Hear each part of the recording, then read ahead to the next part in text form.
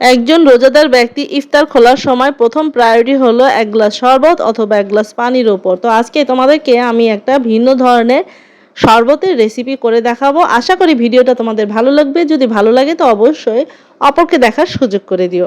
তো প্রথমে আমি একটা গ্লাস নিয়েছি, গ্লাসের মধ্যে 2 টেবিল চামচ পরিমাণ চিনি নিয়েছি, তার মধ্যে নিয়ে নিলাম আমার আগে থেকে বেটে রাখা নারকেলের পেস্ট, যেটা কচি ডাবের হবে বা কচি নারকেল যেটাকে বলে, যে খুব বেশি মোটা আস্তরণ পড়েনি নারকেলের, সেই রকম আমরা একটু নারকেল নিয়ে নিব এখানে। এবার পানি নিয়ে খুব সুন্দর করে এটাকে মিক্সড করে নিব যাতে খুব সুন্দরভাবে মিশে যায়। তো আশা করি জুসটা তোমাদের খুবই ভালো লাগবে এবং তোমরা একবার হলেও ট্রাই করে দেখবে। এটা খেতে কিন্তু অনেকটা মাঠার মতো, কিন্তু অ্যাকচুয়ালি এটা মাঠা না, তবে খেতে খুব মজা লেগেছে, তাই ভাবলাম তোমাদের সাথে রেসিপিটা শেয়ার করি। আজকের মতো এখানে বিদায় নিচ্ছি। সবাই ভালো থেকো। আল্লাহ হাফেজ।